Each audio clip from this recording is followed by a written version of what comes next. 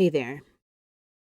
Today, we're offering you a one-on-one exclusive interview with urban historian LaDale Winling. My name's LaDale Winling. I'm an associate professor of history at Virginia Tech.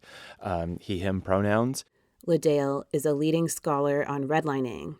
He's the founder of the Mapping Inequality Project, which gives a public platform to the Homeowners Loan Corporation redlining maps of the 1930s.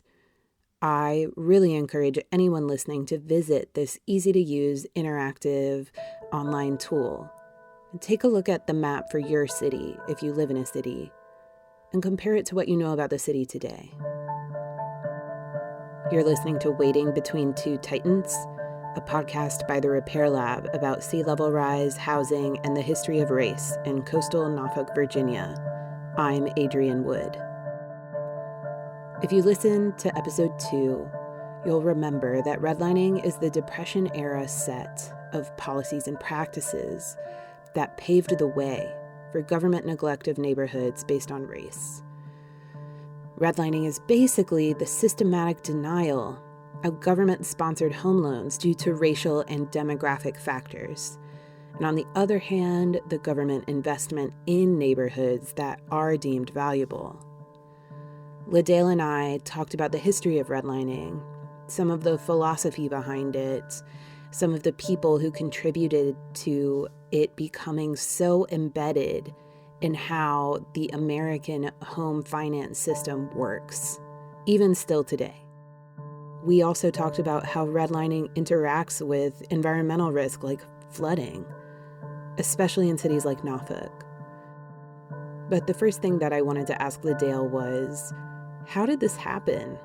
Who decided that some neighborhoods should get investment and others should not?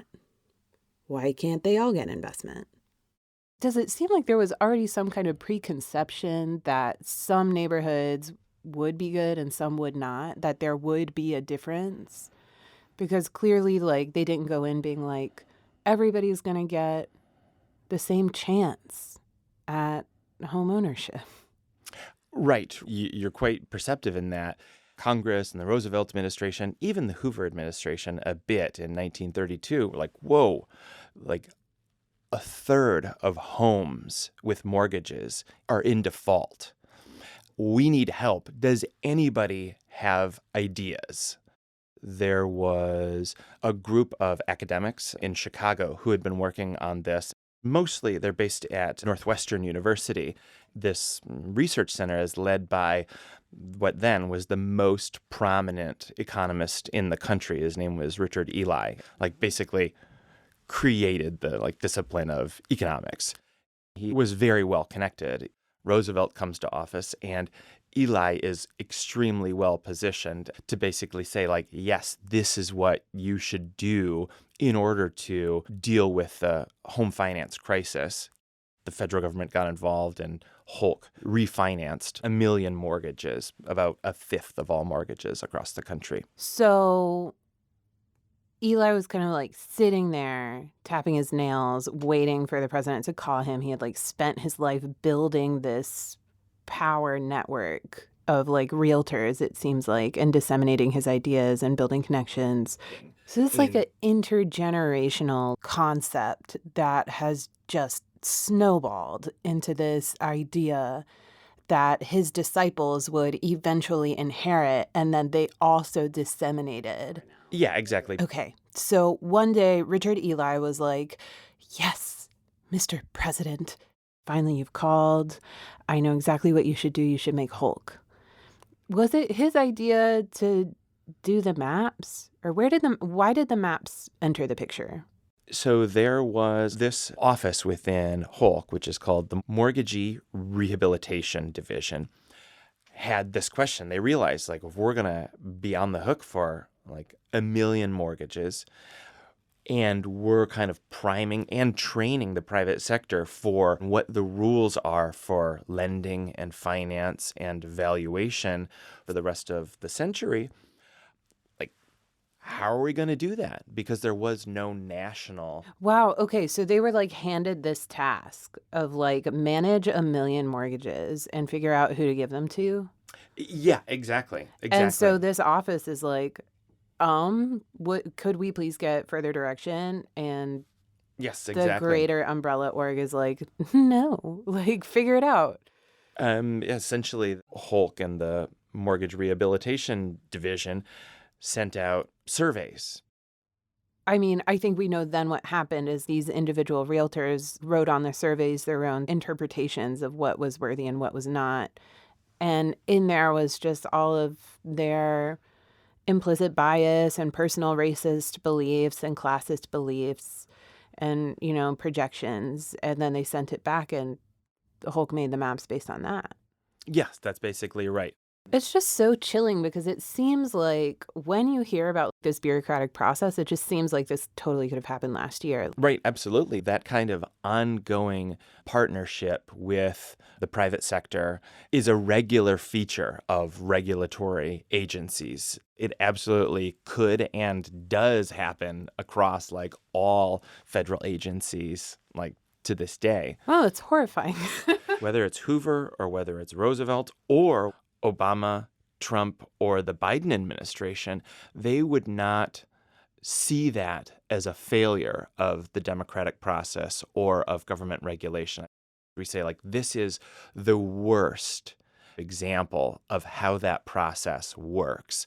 But it's really one example of a process that I think that there's still broad support for. I mean, I'll say that the NAACP got word from a whistleblower, this is 1937, that FHA was not guaranteeing any mortgages unless there were racially restrictive covenants. And they said, this is horrifying. That means that like no African Americans could get mortgages because, of course, they could not live in areas that had racially restrictive covenants on it.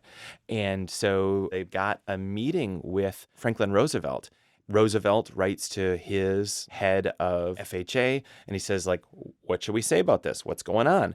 And they decide to say, this is the market. This is not the Roosevelt administration or the FHA. This is the market that demands racially restrictive covenants. And we simply are following the demands and mandates of the market. This is an example of the Roosevelt administration simply saying, that's how the system is supposed to work. And, Roosevelt said, I'm sorry, there's nothing I can do, but thanks for your concern. Yeah, dang. They were like, hey, like this system is extremely racist and is like preventing us from having opportunity to live in like houses. Mm-hmm. And Roosevelt's like, yes. Yes, exactly. Wow. In your perception, who gets to make decisions about how neighborhoods get engineered? Local, state, federal, grassroots, being maybe like the 4 levels. Mm-hmm. So, I mean, when we see something like urban renewal, like the slum clearance era from like 1949 to the mid-50s, or urban renewal from the mid-50s through the 1960s, the federal government has some say in this matter. But they try to farm it out to local communities. And so where we see the most culpability for mid-century urban redevelopment is basically civic leaders in metropolitan areas, real estate developers, also definitely elected officials. We do see both grassroots activism, in some cases opposition, but then also we see grassroots activism through business bureaus, chambers of commerce, and so forth, are all about slum clearance, urban redevelopment, because they think that they're going to create new investment opportunities that are going to be good for business. Right. And so would you say that it's some of those same entities like real estate developers and/ or business coalitions? Do you think that it's some of those same entities that have benefited from processes like redlining? Definitely. You often see the same interests, the same civic leaders kind of come up again and again and again. When I talk about redlining or when I talk about urban renewal, people say, like, come on, that's ancient history. Like the 1930s, is that supposed to give us some clue into what happened in the 1970s or the 1990s or the 2000s, people's careers last 30, 40 years. It takes a long time to fulfill this vision for urban redevelopment. There can be people working again and again to reconfigure what a metropolitan area looks like. Lots of cities in the U.S., probably most cities, if not all, are dealing with housing crises of one kind or another right now. Mm-hmm. And especially along the East Coast, lots of cities are dealing with sea level rise and increased crazy storms, flooding due to climate change. So how do those two factors, how do you see them interacting with the legacy of redlining in especially East Coast cities? One of the instrumental ways that we can think about this is if we take the national floodplain maps and we layer them over the redlining maps. That seems so simple. Yeah. Some journalists have basically done this, and it's mostly redlined areas or redlined areas from the 30s, which are most vulnerable and most covered by floodplains now. In the area descriptions, when realtors and appraisers said, why is this neighborhood not a good candidate for investment, they would often flag environmental conditions. What we see is that those low-lying areas that had been at risk even in the 1930s are at even greater risk now. Wow. So what you're seeing is just kind of the concentration of risk, and then it's just sort of getting more concentrated in those areas. Yeah, absolutely. So I looked at the most recent, I think it's 2017, floodplain maps. And so the St. Paul neighborhood, right? So there's 4 D-rated neighborhoods, which the area descriptions all say hey, there's a lot of middle-class African Americans who live here, but we're still calling it a D-rated neighborhood. And then you look at the flood maps, it's covers, a good part of that because there's flooding coming from the south, and then there's the Lafayette inlet. River. Yeah, Lafayette. There we go. And it's kind of covered by one, and there's another, couple parts, edges of the community that are in floodplains and at risk. That happens in communities across the country. Oh yeah. I can't wait for you to hear episode 3 because it's all about St. Paul's. I mean, I'll say, I'm someone who's helped popularize the use of redlining maps, and I work to say every single time they're not determinative. They're kind of starting points. They're not the last word on well, how do we understand what's going on in this community?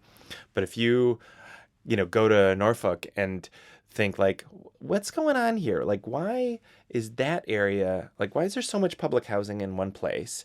And then why is that place getting redeveloped?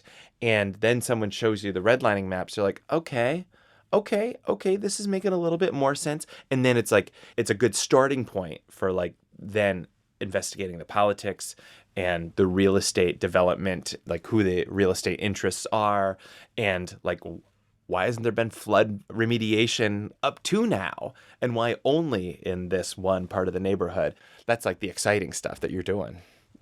Yeah. Well, thank you. I look forward to sharing it with you. It's done. And thanks so much for today. Okay. I really appreciate my pleasure. it. Yeah. That was LaDale Winling. You can find a link to his projects in the show notes. Episode 3 stands to be the most compelling episode yet. Here's a quick preview. Water is taken care of there at the rate of convenient displacement. Water's taken care of at the speed of redevelopment. Mr. Lawrence M. Cox, the Executive Director of the Norfolk Redevelopment and Housing Authority. The slums, as I understand it, are concentrated in the area that is planned for redevelopment. Just understand we are people who need somewhere to stay at. What was once, they're going to tear this down, is they are going to tear this down. I hope you'll tune in. You can find us on Twitter at The Repair Lab or on our website, TITANS.org, TWOTITANS.org. I am your producer, editor, and host, Adrian Wood. Story editing for this series by Kelly Jones. Thanks for listening.